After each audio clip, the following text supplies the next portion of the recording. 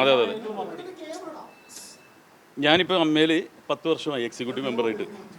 ഈ ബിൽഡിംഗ് പണിയുന്നത് മുതൽ കൂടെ നിൽക്കുന്നതാണ്.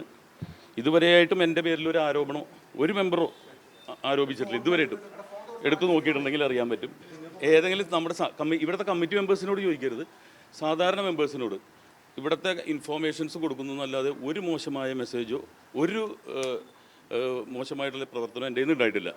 ഇതിപ്പോൾ ഈ രാജി കത്ത് കൊടുത്തത് ഫെബ്രുവരി 21-ാം തീയതിയാണ് മെയിൽ വന്നത്. പക്ഷേ 22-ാം തീയതി തിരിച്ചയച്ചിട്ടുണ്ട്. ഇപ്പോൾ രാജിവെക്കരുത്, GS ഇവിടുത്തെ ജനറൽ സെക്രട്ടറി തിരിച്ചയച്ചിട്ടുണ്ട്. രാജിവെക്കരുത്, ജനറൽ ബോഡി വരെ കൊണ്ടുപോകണമെന്നും പറഞ്ഞ് പുള്ളിക്കാരി അയച്ചത് ഡെലിറ്റ് ചെയ്തു. അതിനുശേഷം മാർച്ച് 2-ന് ഞങ്ങളുടെ EC മീറ്റിങ്ങിലും ഇത് പറഞ്ഞിട്ടില്ല, രാജിവെച്ചു എന്നുള്ളത്. പിന്നെ മെയ് 12-നാണ് EC മീറ്റിങ്ങിൽ ഇങ്ങനെ രാജിവെച്ചു എന്നുള്ളൊരു കാര്യം അറിഞ്ഞല്ലോ എന്ന് പറഞ്ഞിട്ട് സ്പീക്കറിലിട്ടു. എന്നിട്ട് ഈ കുട്ടിയോട് ചോദിച്ചു എന്താ രാജിവെക്കാൻ കാരണം എന്ന് ചോദിച്ചപ്പോൾ എൻ്റെ സ്വന്തമായിട്ടുള്ള എന്തുണ്ടെങ്കിലും തുറന്നു പറയണമെന്ന് പറഞ്ഞു. സ്വന്തമായിട്ടുള്ള തിരക്കുകൾ കാരണമാണ്, അല്ലാതെ വേറെ ഒന്നുമല്ല.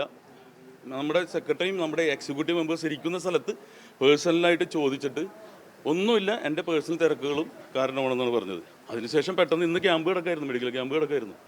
അപ്പോഴാണ് പെട്ടെന്നൊരു പെട്ടിത്തെറി പോലെ. ഞാനിവിടെ സജീവമായിട്ട് ഞാൻ പ്രവർത്തിക്കുന്നവനാണ്, പ്രസംഗിക്കുന്നവരല്ലേ. നിങ്ങളുടെ മുന്നിൽ ഇതുവരെയായിട്ട് ഞാൻ വന്നിട്ടില്ലല്ലോ, അമ്മയുടെ കാര്യമായിട്ട് ഞാൻ ഒരു ഇതിന് വന്നിട്ടില്ല. അതുകൊണ്ടാണ് ഞാൻ ക്ലാരിഫിക്കേഷൻ തരുന്നത്. നമ്മൾ എക്സിബിഷനിസ്റ്റും അല്ല, ഞാൻ പ്രവർത്തിക്കുന്നവനാണ്.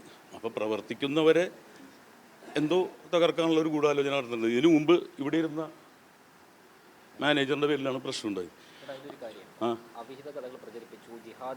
അല്ല, അത് വേറെ ആരോ പുള്ളിക്കാരത്ത് പറഞ്ഞു കൊടുത്തു എന്ന്. അതങ്ങനെ പറയരുതല്ലോ, നേരിട്ട് കേട്ടാലേ പറയാൻ പാടുള്ളൂ. അല്ലെങ്കിൽ അതോറിറ്റീസിനെ ഏൽപ്പിക്കണം. നമുക്കിവിടെ ഒരു നിയമ ഇതുണ്ടല്ലോ, അതായത് പോലീസ് സ്റ്റേഷനുണ്ട്, അവിടെ കൊണ്ടുപോയി കൊടുക്കും. ഇങ്ങനെ പറഞ്ഞു എന്ന് പറഞ്ഞിട്ട് വേറൊരാൾ പറഞ്ഞു എന്ന് പറഞ്ഞ് അതെ. ഇപ്പം ഞാൻ പറയും, ഇപ്പം സ്റ്റേജ് ഷോസ് നടക്കുമ്പോൾ നമ്മൾ അങ്ങോട്ടും ഇങ്ങോട്ടും ഒച്ചയും ബഹളമൊക്കെ ഉണ്ടാവും. അത് ഞാൻ സ്റ്റേജ് ഇവൻറ്റ്സ് നോക്കുന്നതാണ്. അപ്പോൾ ചിലപ്പോൾ നമ്മുടെ സുഹൃത്തുക്കൾ അങ്ങോട്ടും ഇങ്ങോട്ട് ചീത്ത വിളിക്കുന്നതല്ലാതെ പേഴ്സണലി വിളിച്ചിരിക്കുന്നതല്ല. പിന്നെ ഞാൻ ഇങ്ങനെ പറയുന്നത് കേട്ടു എന്ന് വേറെ ആൾ പറഞ്ഞു കൊടുത്തു എന്ന് ഞാനിങ്ങനെ വിളിച്ചിട്ടില്ല. എനിക്കെങ്ങനെയാണ് ഇസ്ലാമിലേക്ക് അല്ലെങ്കിൽ ജിഹാദി, എൻ്റെ കൂട്ടുകാർ മൊത്തം മുസൽമാന്മാരാണ്. ഇപ്പോൾ ഇവിടെ വരുന്നവരെല്ലാം എൻ്റെ അടുത്തുള്ള കറുകപ്പള്ളിയിൽ എൻ്റെ സുഹൃത്തുക്കളാണ്. മമ്മൂക്ക അത് അവർ ലൊക്കേഷനിൽ അങ്ങോട്ടും ഇങ്ങോട്ടും ഒക്കെ ഉണ്ടായ സംസാരങ്ങൾ. ഇവിടെ ആരെങ്കിലും ഉണ്ടെങ്കിൽ പ്രിയങ്കോടെ ഞാൻ വന്ന അന്ന് മുതലുള്ള ഇവിടെ മെഡിക്കൽ ക്യാമ്പ് കിടന്നുകൊണ്ടിരിക്കുക. എന്നെക്കുറിച്ച് ഇവിടെ എന്തെങ്കിലും ആരോപണങ്ങൾ, ഇതിപ്പോൾ കാശ് കൊടുത്തുകൊണ്ട് ഇവിടെ ഇരിക്കുന്നതുകൊണ്ട് ഞാൻ വിളിച്ചാണ്. ഓക്കെ. ആരോപണങ്ങളോ എന്തെങ്കിലും ഒരു പ്രശ്നമോ ഏതെങ്കിലും, അതായത് നമ്മുടെ മെമ്പേഴ്സിൻ്റെ അടുത്ത് എല്ലാവരും ചോദിക്കണം കേട്ടോ, കമ്മിറ്റി മെമ്പേഴ്സ് അല്ല, അല്ലാത്തവരും.